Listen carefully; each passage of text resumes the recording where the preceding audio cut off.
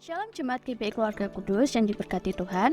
Berikut warta sepekan Minggu 14 Mei 2023. Kami menyambut bagi Anda yang baru pertama kali beribadah di GBI Keluarga Kudus. Kami rindu Anda tertanam dan bertumbuh dengan Injil kasih karunia Tuhan Yesus Kristus di gereja kami. Mari terhubung bersama kami dengan menghubungi pelayan Church Welcoming Team di depan gereja. Serta dukung sosial media kami di YouTube, Instagram, TikTok, dan website GBI Keluarga Kudus. Mewakili gembala sidang, staf penggembalaan dan seluruh jemaat, kami mengucapkan selamat ulang tahun kepada 14 Mei Ibu Esther Sudarsi, 15 Mei Ibu Magdalena Sri Kartini, Ibu Lydia Ira, Amelia Andriani, 16 Mei Bapak Adi Winarko, 17 Mei Ibu Retno Kristianti, 18 Mei Bapak Stefanus Herlambang, Ibu Meni Purwanti, 19 Mei Bapak Adi Doana, Ibu Injilianusa, Rahel Reni Wirawati, dan 20 Mei Ibu Noni Santoso. Info ibadah, jangan lewatkan ibadah kenaikan Tuhan Yesus Kristus pada hari Kamis, 18 Mei 2023 pukul 6.30 waktu Indonesia Barat, dan akan dilanjutkan dengan baptisan air setelah ibadah. Ibadah doa pagi setiap hari Selasa, Rabu, Kamis, dan Sabtu pukul 4.30 waktu Indonesia Barat di gereja. Bagi teman-teman pemuda dan remaja, bergabunglah dalam ibadah Youth Air of God setiap hari Sabtu pukul 16.30 waktu Indonesia Barat di aula gereja. Dan untuk adik-adik kesayangan Tuhan, ikutilah ibadah Headset Kids setiap hari Minggu pukul 7 waktu Indonesia Barat di aula gereja lantai 2. Dalam bulan kemarin, tangan kasih difokuskan kepada jemaat GBI Keluarga Kudus yang membutuhkan, dengan membagikan paket sembako. Puji Tuhan, minggu ini kita dapat menjadi berkat bagi kota kita lewat Minggu Berkat.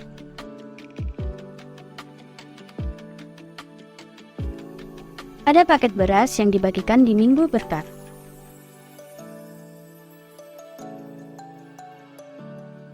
Mari bergabung bersama kami menjadi berkat bagi sesama lewat amplop tangan kasih. Pelayanan gereja bagi jemaat yang telah mendaftar baptisan air, hadirilah kelas baptis bersama Pastor Daniel besok tanggal 15 Mei 2023 pukul 19 waktu Indonesia Barat di aula gereja. Bagi jemaat yang ingin menyerahkan anak, dimohon mendaftar 1 bulan sebelumnya kepada sekretariat. Bagi jemaat yang membutuhkan pelayanan pemberkatan pernikahan, dapat mendaftar 4 bulan sebelumnya kepada sekretariat. Dan bagi Anda yang membutuhkan pelayanan doa, kunjungan, dan konseling dapat menghubungi nomor pastoral kami di 0852 81 81 6776. Kasih Allah yang mengampuni dan memberi kita kekuatan untuk hidup bagi Dia. Demikian warta minggu ini, selamat hari Minggu, Tuhan Yesus memberkati. Mari kita kasih tepuk tangan yang luar biasa bagi Tuhan Yesus kita, haleluya. Bapa yang baik, kami bangga memiliki Allah seperti-Mu. Kami bangga, kami disebut anak-anak-Mu yang Kau kasihi, yang Kau berkenan. Pagi hari ini Bapa, kami bersuka cita, kami ada di tempat ini. Kami ada di gereja yang berpusatkan kepada Kristus, di mana kami selalu diperbarui pikiran kami untuk kami selalu berfokus kepada Kristus. Pagi hari ini Bapak, kami bersyukur setelah semingguan penuh, dari hari Senin sampai hari Sabtu, Engkau menyertai kami dengan kuat kuasa-Mu, Engkau menyertai pekerjaan kami, Engkau menyertai aktivitas kami. Pagi hari ini Bapak, kami ada di tempat ini untuk kami belajar firman-Mu. Kami percaya Bapak yang baik, firman-Mu itu pelita bagi kaki kami dan terang bagi jalan kami. Dan kami juga percaya Bapak, saat firman disampaikan, Roh Kudus bekerja menggenggam erat pikiran dan hati kami agar firman itu bisa tertanam kuat di dalam hati dan pikiran kami. Bertumbuh, berbuah-buah bagi kemuliaan nama-Mu. Kami sadar Bapak, kesanggupan kami adalah pekerjaan-Mu, bukan karena kuat dan gagah kami, tetapi karena pekerjaan-Mu semata. Kami akan sambut firman Tuhan dengan sukacita yang melimpah, sukacita yang datangnya dari Engkau sendiri. Terima kasih Bapak yang baik, di dalam nama Tuhan Yesus yang siap mendengarkan firman Tuhan. Sama-sama katakan, amin. Silakan duduk saudara yang dikasih Tuhan. Shalom. Selamat pagi saudara, apa kabar? Luar biasa. Saudara sehat semuanya, amin. Oke, saya percaya kita semuanya adalah anak-anak yang disayang Tuhan. Amin saudara.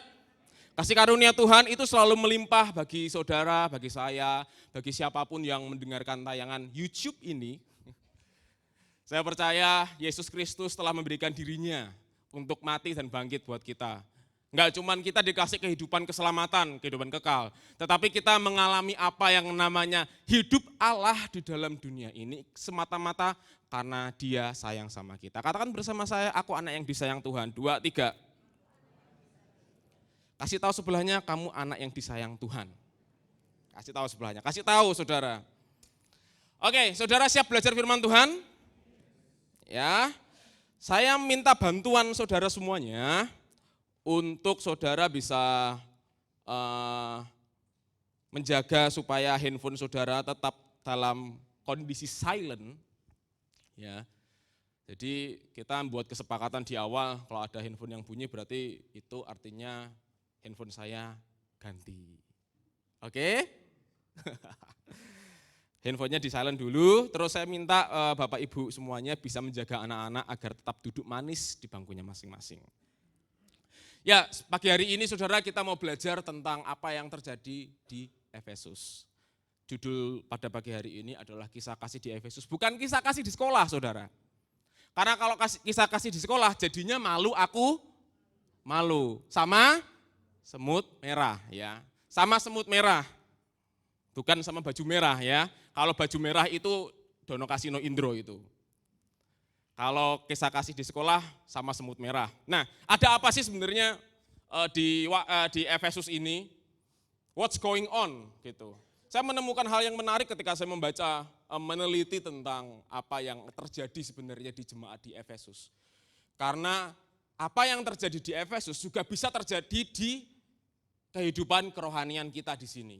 Nah, seperti apa itu saudara jemaat di Efesus? Kita buka bersama-sama ayat di Wahyu 2 ayat 1 sampai 7. Mari. Kepada jemaat di Efesus, tuliskanlah kepada malaikat jemaat di Efesus. Inilah firman dari Dia yang memegang ketujuh bintang itu di tangan kanannya dan berjalan di antara ketujuh kaki dian emas itu.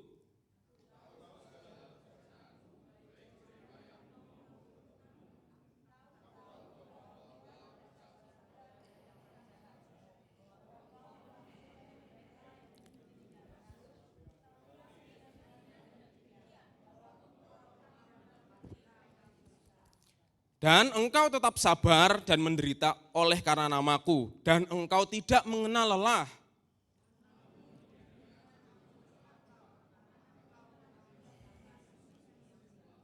Sebab itu ingatlah betapa dalamnya engkau telah jatuh. Bertobatlah dan lakukanlah lagi apa yang semula engkau lakukan. Jika tidak demikian, aku akan datang kepadamu dan aku akan mengambil kaki dianmu dari tempatnya jika engkau tidak bertobat.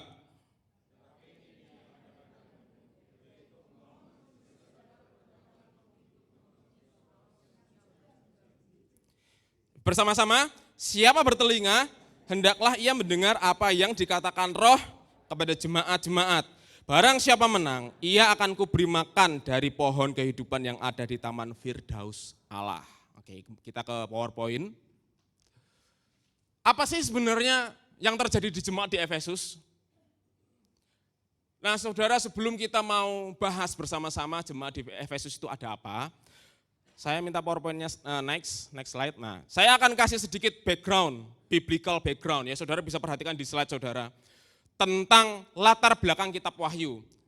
Karena saya adalah seorang pengkhotbah, saya menjagai saudara dari informasi-informasi yang tidak akurat yang beredar luas di sosial media sana tentang kitab Wahyu ya. Kalau saudara bisa perhatikan, kita mau belajar background dulu sebelum kita masuk ke jemaat Efesus yang ditulis di kitab Wahyu. Jadi begini saudara. Kalau saudara baca kitab Wahyu, ya, seringkali yang terjadi adalah ada namanya cocok logi. Cocok logi itu apa? Jadi peristiwa di dunia ini dipas-pasin sama kitab Wahyu. Namun secara akademis, ya, kitab Wahyu itu berbicara tentang Yesus Kristus. Saudara bisa perhatikan di slide. Kitab Wahyu berbicara tentang Yesus Kristus dan perhatikan, isi kitab Wahyu berpusat kepada Yesus Kristus dan kitab Wahyu bersaksi tentang Yesus Kristus. Kalau saudara perhatikan buktinya apa? Kalau cuman pendapat ini, saudara, Ranko Stankovic adalah seorang profesor perjanjian baru. Ya. Buktinya apa kalau di Alkitab, kalau wahyu itu berpusat pada Yesus? Wahyu 1 ayat 1 langsung dijelasin. Inilah wahyu Yesus Kristus. Jadi jelas. Ya. Wahyu adalah kitab yang menceritakan tentang Yesus Kristus. Dan membaca kitab wahyu tidak bisa sembarangan memberikan interpretasi. Karena kitab wahyu ini bukan sejarah. Seringkali kita takut kalau kita baca kitab wahyu karena kita akan berhadapan sama apa yang namanya antikris. Betul ya, saudara ya? Beberapa kali kita selalu ketakutan kalau kita baca kitab wahyu karena sebentar lagi akan ada masa penyiksaan begini. Tetapi kitab wahyu tidak menceritakan tentang itu. Kitab wahyu berpusat kepada siapa, saudara? Yesus Kristus, titik. Dan secara garis besar, kitab wahyu menunjukkan tentang bagaimana, perhatikan baik-baik, bagaimana Allah mengendalikan sejarah. Allah mengendalikan sejarah dan akan serta tetap memegang penuh umatnya. Amin. Maksudnya seperti apa? Ya. Karena kitab wahyu berpusat kepada Yesus Kristus. Yesus Kristuslah yang memegang kehidupan orang percaya. Seperti apa itu? Coba PowerPoint selanjutnya. Nah, kalau saudara, kitab wahyu tidak sekonyong-konyong ditulis. Ya. Kitab wahyu tidak turun keluar dari bumi begitu. Kitab wahyu ditulis pada masa waktu tertentu. Supaya kita bisa ngerti, ternyata wahyu itu berpusat pada Yesus, ya.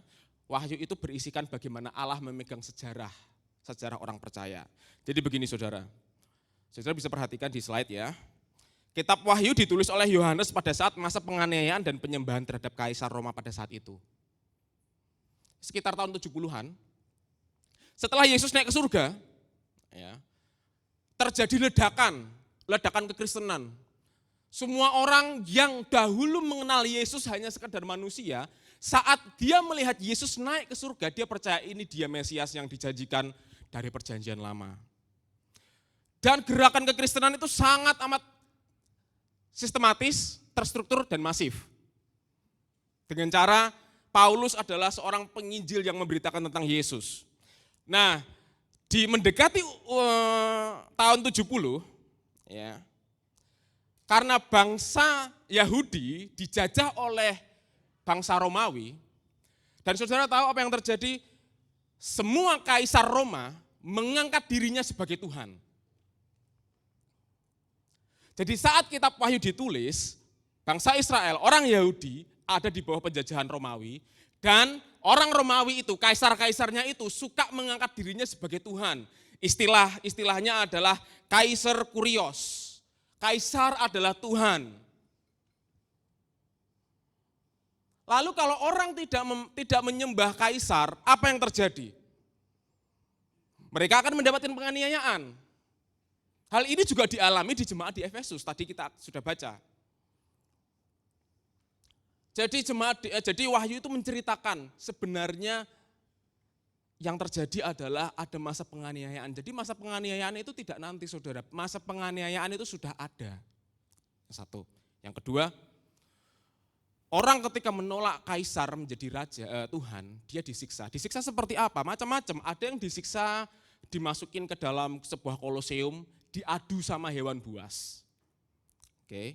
Ada yang disiksa, dicambuk, dipenggal kepalanya. Ini martir-martir Kristen jemaat pertama. Ada yang dijadikan obor, jadi ada satu jalan begitu, saudara, yang dimana ada orang Kristen yang diikat, digantung di tiang, lalu mereka disiram sama minyak tanah, lalu disulut api. Jadi penerangan jalan, itu yang terjadi, itu sejarah. Tapi dengerin baik-baik. Apakah masa penganiayaan itu tidak ada waktu berhentinya? Ada. Masa penganiayaan tidak lama, karena kenapa? Karena Tuhan masih memegang umatnya. Amin.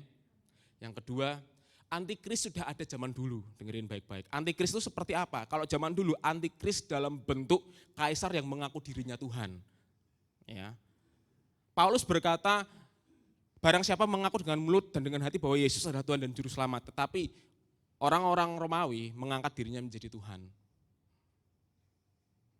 Nah, di situ orang Kristen yang percaya, mereka bertahan, Tuhan tetap genggam. Jadi saudara, karena kitab Wahyu berpusat kepada Kristus, ya, menurut saudara, Antikris sama Yesus lebih berkuasa mana? Yesus. Jadi kalau kita baca kitab Wahyu, kita percaya bahwa nasib kita di tangan Tuhan. Amin? Amin saudara? Ingat, nasib kita di tangan Tuhan. Sama seperti nasib para jemaat pertama, jemaat mula-mula yang disiksa tetapi dia tetap, kekristenan tetap ada. Demikianlah juga kita. Demikianlah juga kita yang Tuhan genggam dengan kuat kuasanya. Amin saudara? Saudara percaya bahwa Yesus itu mengasihi negara kita? Amin? Yesus memegang erat negara kita. Saya tidak ngomong pilpres ya, saya percaya sama seperti Yesus memegang erat jemaat mula-mula di masa penganiayaan. Apakah zaman sekarang masa penganiayaan ada? Ada, persekusi masih ada saudara. Tetapi Yesus memegang erat nasib kita. Amin? Oke. Nah sekarang kita lanjut. Apa yang terjadi sebenarnya tentang jemaat di Efesus? Ya, PowerPoint, thank you. Jadi begini, saudara kalau perhatikan di Alkitab saudara, tadi kita sudah baca. Jemaat Efesus sangat amat militan dalam melawan pengajar palsu.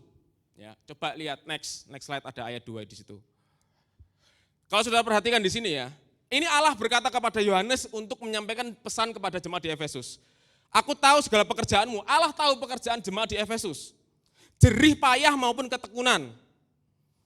Allah tahu bahwa jemaat di Efesus tidak dapat sabar melawan orang-orang jahat, bahwa mereka telah mencobai mereka, engkau telah mencobai mereka yang menyebut dirinya rasul, tetapi yang sebenarnya tidak demikian, bahwa engkau telah mendapati mereka pendusta. Maksudnya apa ini?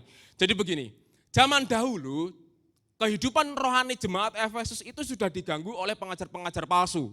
Ngomong-ngomong, jemaat di kota Efesus adalah kota yang besar. Di kota Efesus itu terkenal akan penyembahan Dewi Artemis. Penyembahan Dewi Artemis itu cara menyembahnya dengan apa? Dengan seks. Nah tadi kita baca ada satu tokoh namanya Nikolaus. Nikolaus itu ngomong sama jemaat di Efesus, oh enggak apa-apa, kamu bisa beribadah dengan Allah, tapi di saat yang sama kamu bisa beribadah dengan Dewi Artemis dulu. Itu dilawan jemaat Efesus. Menurut saudara, jemaat Efesus baik enggak? Baik enggak melawan pengajar palsu? Baik. Top ya saudara ya? Top. Oke, lanjut lagi.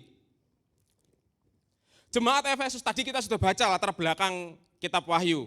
Ada penganiayaan di situ. Apakah jemaat Efesus kena penganiayaan? Oh kena. Wahyu 2 ayat 3, next. Engkau tetap sabar dan menderita oleh karena namaku. Engkau siapa ini? Jemaat di Efesus. Tetap sabar dan menderita oleh karena namaku. Dan engkau tidak mengenal lelah. Menurut saudara, jemaat Efesus bertahan di masa penganiayaan. Top enggak? Top. Luar biasa enggak saudara? Bertahan di penganiayaan loh saudara. Luar biasa. Tapi dari kehebatan jemaat di Efesus, ya, ada yang salah enggak menurut saudara? Jemaat Efesus melawan pengajar palsu. Jemaat Efesus mempertahankan hidup keimanannya dengan benar. Jemaat Efesus tidak kenal lelah, menderita di dalam Yesus. Menurut saudara, ada yang salah tidak? Kalau saya baca di sini, enggak ada yang salah sama jemaat di Efesus. Mereka baik-baik saja. Namun kalau kita lihat yang ayat yang keempat, perhatikan. Allah berkata, aku mencela engkau. Allah berkata, aku mencela engkau.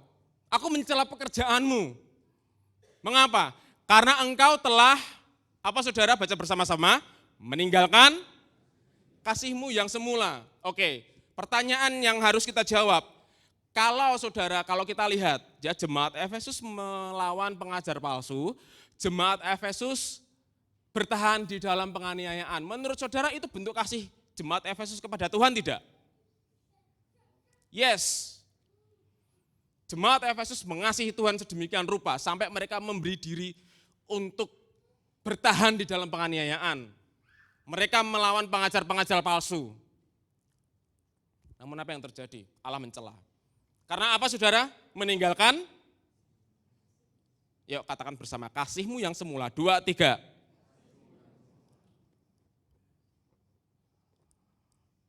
Kok aneh ya? Jemaat yang giat, taat, kok dibilang dicela? Kok dikatakan meninggalkan kasihmu yang semula? Mana yang salah? Kan begitu. Jadi secara logika tidak ada yang salah dalam kehidupan jemaat di Efesus. Tapi Allah menegur mereka. Nah ini perhatikan baik-baik. Permasalahannya adalah kasih yang semula. Permasalahan jemaat di Efesus adalah kasih yang semula. Nah kita akan lihat saudara, apa sih makna kasih yang semula ini? PowerPoint. Jadi begini saudara, ini materi yang tidak mudah. Ya, ini materi yang tidak mudah. Saya mengajak saudara untuk mengulang kembali. Saya mengajak saudara untuk belajar ulang apa yang saya sampaikan pada pagi hari ini. Karena apa? Karena kesalahan jemaat di Efesus bisa terjadi di kehidupan kerohanian kita. Nah, kembali ke bahan ini, kita akan melihat makna kasih yang semula. Jadi di Alkitab itu ada istilah scriptura sacra sui ipsus interpres. Maksudnya apa? Alkitab bisa menjelaskan dirinya sendiri. Alkitab tidak pernah berkontradiksi dan berlawanan dengan dirinya sendiri. Maksudnya seperti apa? Jadi kita harus tahu makna kasih yang semula di Wahyu 2 ayat 4 itu apa? Apakah kasih yang semula itu kasih jemaat Efesus kepada Allah? Kalau kasih itu dicela berarti yang benar kasih yang mana? Kan begitu kan? Nah saudara, Alkitab menjelaskan apa itu kasih yang semula yang dimaksud di Wahyu 2 ayat 4. Karena Alkitab juga memberikan konteks yang sama tentang kata kasih yang semula. Di mana itu? Di sini. 1 Yohanes 3 ayat 19. Coba perhatikan saudara. Saudara bisa lihat ya, Wahyu 2 ayat 4, namun demikian aku mencela engkau karena engkau telah meninggalkan kasihmu yang semula. 1 Yohanes 3 ayat 19, kita mengasihi karena Allah lebih dahulu mengasihi kita. Kalau saudara perhatikan, kata kasihmu yang semula di Wahyu 2 ayat 4 itu memakai kata Yunani proten agapen. Kata yang sama diulang di 1 Yohanes 3 ayat 19. Karena Allah lebih dahulu mengasihi kita. Allah lebih dahulu mengasihi kita, bahasa Yunaninya proten agapen. Jadi makna kasih yang semula di Wahyu 2 ayat 4 itu bukan kasih jemaat Efesus kepada Allah. Tetapi siapa saudara? Kasih Allah kepada jemaat di Efesus. Allah mencela jemaat di Efesus. Next. Allah mencela jemaat di Efesus karena jemaat di Efesus meninggalkan kasih Allah yang semula. Buktinya apa? Kalau saudara perhatikan, jemaat Efesus adalah jemaat yang dibentuk Allah. Saudara bisa lihat Efesus 1 ayat 3, terpujilah Allah Bapa Tuhan kita Yesus Kristus yang dalam Kristus telah mengaruniakan kepada kita segala berkat rohani di dalam surga. Ini jemaat Efesus yang dibentuk oleh Allah karena kasih Allah. Lanjut lagi, Paulus juga menekankan bahwa Allah telah memilih jemaat Efesus dalam kasihnya untuk menjadi anak-anaknya. Efesus 1 ayat 5.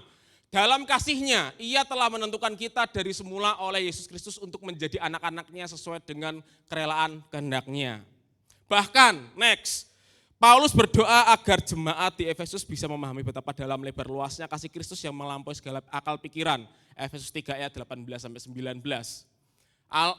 Paulus yang membangun jemaat di Efesus, yang menegaskan bahwa jemaat Efesus itu dibentuk karena kasih Allah, berdoa jemaat di Efesus agar mengalami kasih Allah. Dan saya juga berdoa saudara pagi hari ini bisa memahami betapa dalam lebar luas kasih Allah yang melampaui akal pikiran itu. Amin. Kasih Allah telah membentuk jemaat Efesus. Kasih Allah yang mendahului jemaat di Efesus. Bukti kasih Allah bagi jemaat Efesus apa? Yesus sudah mati dan bangkit untuk jemaat di Efesus.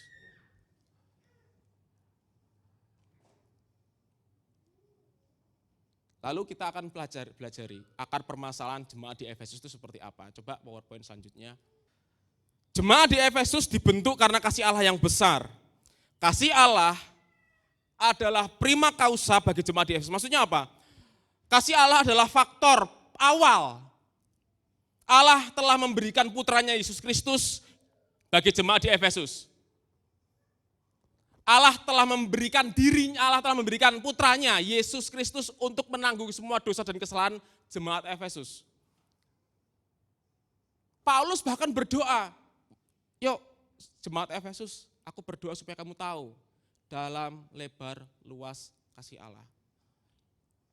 Tapi apa yang terjadi? Jemaat Efesus meninggalkan kasih Allah. Jemaat Efesus mulai berpusat pada kasihnya sendiri kepada Allah.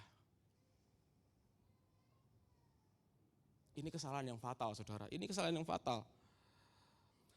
Sampai mana tadi? Oh, jemaat di Efesus meninggalkan kasih Allah. Ya, jemaat Efesus mulai mengandalkan diri mereka sendiri dalam mengasihi Allah. Jemaat Efesus berjuang. Mereka melawan mereka melawan pengajar palsu. Mereka bertahan di penganiayaan, tetapi itu semuanya dilakukan dari dirinya sendiri. Jemaat Efesus mulai berfokus dengan dirinya sendiri. Bahkan jemaat Efesus berpikir bahwa mereka harus berjuang bagi Allah tanpa mengindahkan kasih Allah yang besar yang telah mengasihi jemaat Efesus terlebih dahulu. Sekarang saudara paham ya permasalahannya ya saudara ya. Jemaat di Efesus tidak kurang mengasihi Allah. Enggak. Jemaat Efesus, dia meninggalkan kasih Allah. Jemaat di Efesus mulai berfokus kepada diri mereka sendiri. Apa yang bisa jemaat Efesus lakukan bagi Allah? Apa yang bisa jemaat Efesus perjuangkan bagi Allah? Salah enggak? Kalau itu benar, Allah tidak akan mencela jemaat Efesus. Allah mencela jemaat Efesus, aku mencela engkau karena engkau meninggalkan kasihmu yang semula. Maksudnya apa? Aku mencela engkau karena engkau meninggalkan kasihku yang mengasihimu lebih dahulu. Ini bisa terjadi di kita enggak? Bisa. Ya, PowerPoint. Pertanyaan yang harus kita renungkan sebagai orang percaya, sebagai jemaat GBI Keluarga Kudus yang dikasihi Tuhan. Saudara dikasihi Tuhan, amin. Amin. Apakah kita mengupayakan untuk mengasihi Allah dari diri kita sendiri?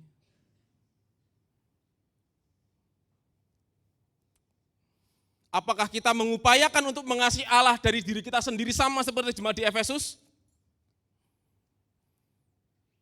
Aku datang ke gereja untuk mengasihi Allah. Aku melayani Allah dengan kekuatanku. Saudara ngomong-ngomong melayani Allah dengan kekuatanku. Kita bisa kok melayani Allah dengan kekuatan kita. Daging bisa melayani Allah enggak, Gung? Bisa. Jemaat Efesus itu bisa melayani loh. Jemaat Efesus itu bisa bertahan loh. Dengan kasihnya kepada Allah. Tapi akhirnya apa? Dicela.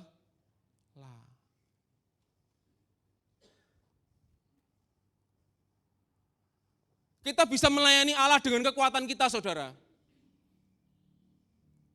Tapi ketika kita meninggalkan kasih Allah, di situ kita dicela.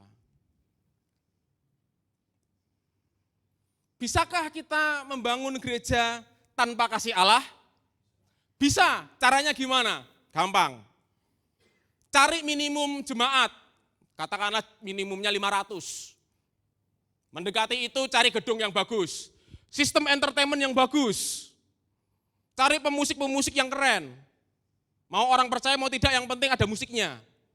WL yang suaranya bagus, sound system yang bagus. Bukan pengkhotbah sih, lebih tepatnya stand up komedian. Untuk apa? Menghibur jemaat. Bisa enggak? Bisa. Apa yang kurang?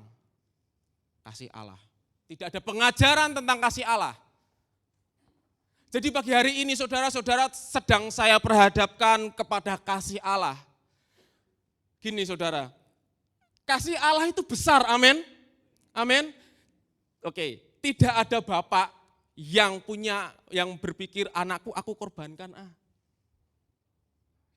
untuk nanggung dosaku, enggak ada.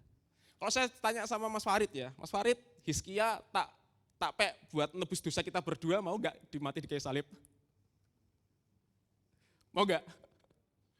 Dia ngomong nggak bisa. Lah ini, lah ini Allah sendiri, coba Roma 8 ayat 32. Ia, ayo baca bersama-sama. Ia yang tidak menyayangkan anaknya sendiri tetapi, terus.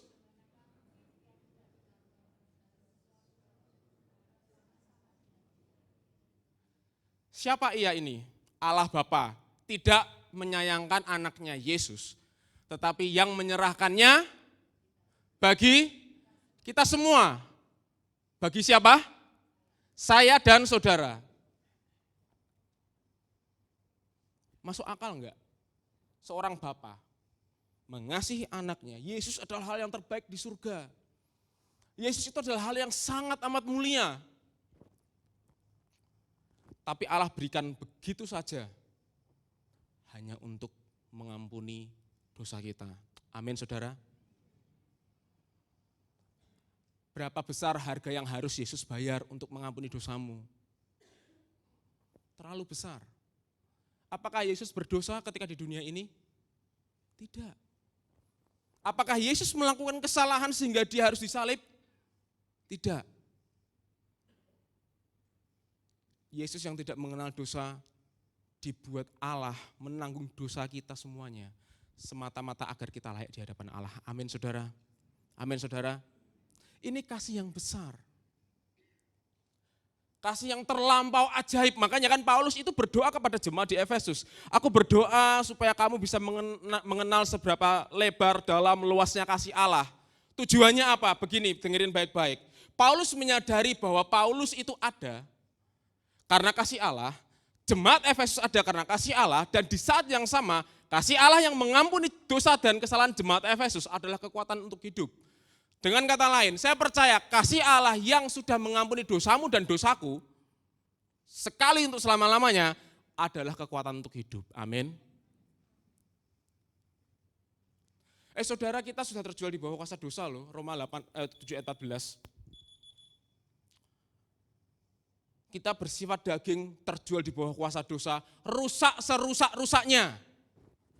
Sekarang pertanyaan yang harus kita jawab ya, kalau begitu, bisa enggak diri yang terjual di bawah kuasa dosa ini melayani Tuhan?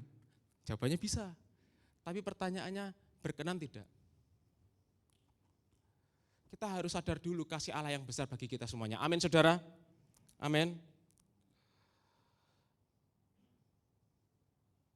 Kita ini cuma ranting kok, saudara. Bukan pokok anggur. Bahkan Paulus itu bisa coba next. Kalau sudah perhatikan ya. Sebab, kita baca bersama-sama, 2, 3. Sebab kasih Kristus yang menguasai kami. Karena kami telah mengerti bahwa jika satu orang sudah mati untuk semua orang, maka mereka semua, saudara sudah mati bagi dosa, katakan amin. Dosa tidak berkuasa lagi bagi saudara. Bukan seberapa kuat saudara melawan dosa, tetapi seberapa kuat saudara percaya kasih Kristuslah kekuatan untuk kita menang atas dosa. Kasih Kristuslah kekuatan bagi saudara untuk datang ke sini, amin. Kasih Kristuslah kekuatan bagi para pelayan praise and worship untuk melayani Tuhan. Pelayanan praise and worship katakan, amin.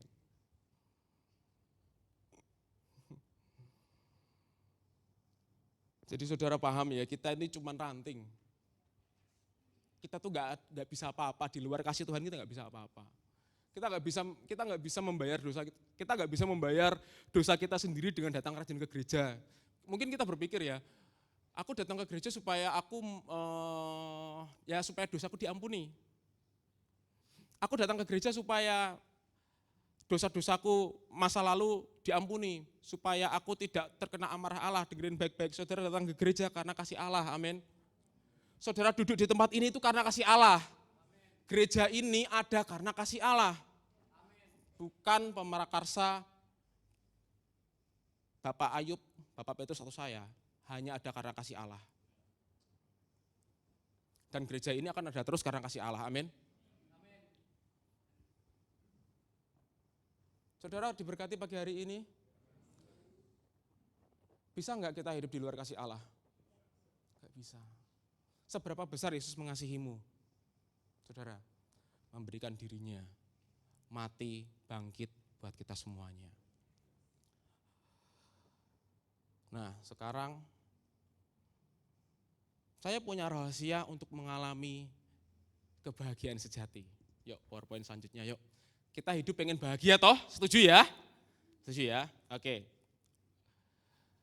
Ini saya dapatkan dari satu buku yang menarik, Oxford Handbook of Happiness. Ya. Ini kalau sudah levelnya Oxford ya, Oxford itu universitas tertua di dunia. Berarti buku itu valid. Valid dalam mengekspos kebahagiaan ya, karena judulnya Handbook of Happiness. Dia berkata bahwa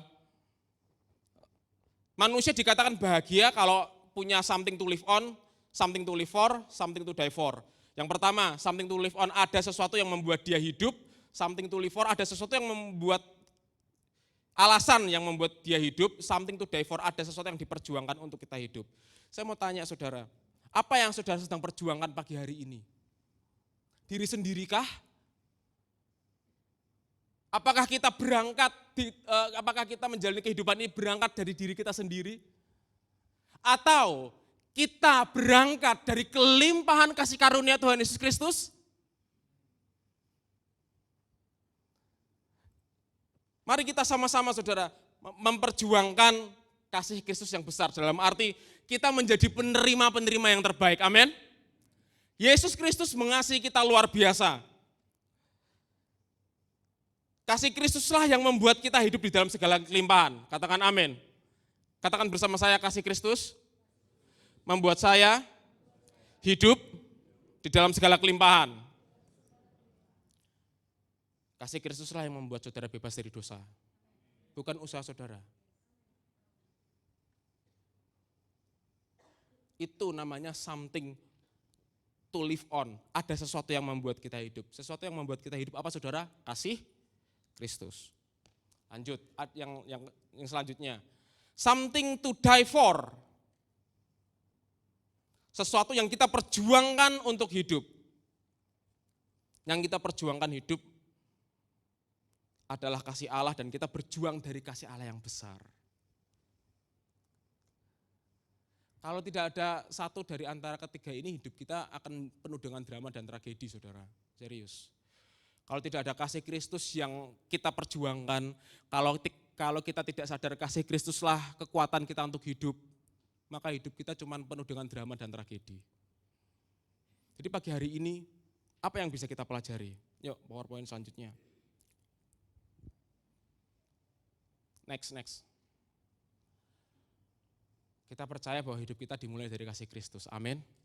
Kasih Allah sungguh besar bagi kita. Dan kita bisa hidup di dunia ini yang sudah jatuh di dalam dosa semata-mata karena siapa saudara? Kasih Allah. Saya berdoa supaya kita tidak mengulang kesalahan jemaat di Efesus. Saya berdoa supaya jemaat semuanya mulai sadar bahwa kasih Allah bagi saudara itu melimpah. Dari situ baru kita melakukan pelayanan kita. Dari kelimpahan kasih Allah itu baru kita hidup. Dari kelimpahan kasih Allah itu baru kita masuk di dalam sebuah kehidupan rohani. Dan tetap tinggal di dalam kasih Allah dengan selalu merenungkan kebaikannya yang sempurna bagi kita. Apakah saudara rindu untuk mengenal kasih Allah yang besar bagi saudara? Amin. Saya berdoa di dalam nama Tuhan Yesus, jemaat GBI Keluarga Kudus dengar baik-baik, supaya saudara semuanya mengerti, memahami kasih Allah yang dalam, lebar, dan luas. Karena saudara hanya bisa hidup dalam situ. Saudara hanya bisa hidup di dalam kasih Allah. Amin saudara. Ingat, dosa kita sudah diampuni sekali untuk selama-lamanya, selesai. Tinggallah di dalam kasih Allah yang sempurna bagi saudara. Maka saudara akan menikmati hidup yang supranatural. Amin. Saudara diberkati pagi hari ini. Saudara percaya kasih Kristus adalah penyebab saudara bisa hidup, amin. Saudara percaya tidak ada yang bisa memisahkan saudara dari kasih Kristus, amin. Terjadilah dalam kehidupan saudara. Ayo kita tutup Alkitab kita, saya minta pemain musik maju ke depan. Bapak terima kasih untuk pagi hari ini. Kami percaya jemaat GBI Keluarga Kudus adalah jemaat yang dikasihi Allah. Jemaat yang melimpah dengan anugerah yang sempurna. Jemaat yang tidak pernah ditinggalkan sedetik pun. Karena Engkau telah memberikan Putramu Yesus Kristus untuk mati dan bangkit bagi jemaat GBI Keluarga Kudus. Sehingga mereka saat ini, dimanapun mereka berada, apapun yang sedang mereka kerjakan, Engkau selalu bersama-sama menggenggam erat kehidupan jemaat GBI Keluarga Kudus. Bapak, pagi hari ini kami percaya di dalam nama Tuhan Yesus, Kota Kudus menjadi kota tempat di mana Injil kasih karunia Allah dinyatakan. Kami percaya Bapa yang baik, Engkau mengangkat kami menjadi anak-anak-Mu untuk kami senantiasa tinggal di dalam kasih-Mu. Karena kami sadar Bapa, di luar Engkau, di luar kasih-Mu yang besar, meskipun kami bisa beraktivitas, meskipun kami bisa melakukan sesuatu bagi Engkau, namun itu tidak berkenan sama sekali. Pagi hari ini kami hanya ingin kembali kepada kasih-Mu. Kami hanya ingin merenungkan betapa dalam, lebar, dan luasnya kasih-Mu kepada kami. Betapa dalam, lebar, dan luasnya kasih-Mu terhadap keluarga kami. Betapa dalam, lebar, dan luasnya kasih-Mu terhadap keturunan kami. Bahkan kami percaya Bapa yang baik, siapapun yang kami temui tidak akan tahan dengan kasih-Mu yang besar. Engkau membuat kami menjadi saluran kasih-Mu. Dan kami bangga, Engkau pakai kami, Engkau layakkan kami untuk menjadi anak-Mu yang Engkau kasihi dan Engkau berkenan. Bapak, hamba-Mu berdoa untuk kehidupan jemaat GBI Keluarga Kudus. Engkau berkati apapun yang mereka lakukan, Engkau buat berhasil. Berikan kesehatan yang luar biasa, berikan kehidupan yang bahagia karena Engkau, sukacita surga tinggal di dalam kehidupan jemaat GBI Keluarga Kudus. Apapun yang sedang mereka kerjakan, Engkau buat berhasil untuk memuliakan nama-Mu. Dan kami percaya Bapak, kami melihat tangan kasih-Mu termanifestasi dari hari Senin sampai hari Sabtu, di mana minggu depan kami akan kembali ke tempat ini untuk merayakan kasih-Mu yang besar. Terima kasih Bapak yang baik. Jemaat, angkat tangan saudara untuk menerima doa berkat.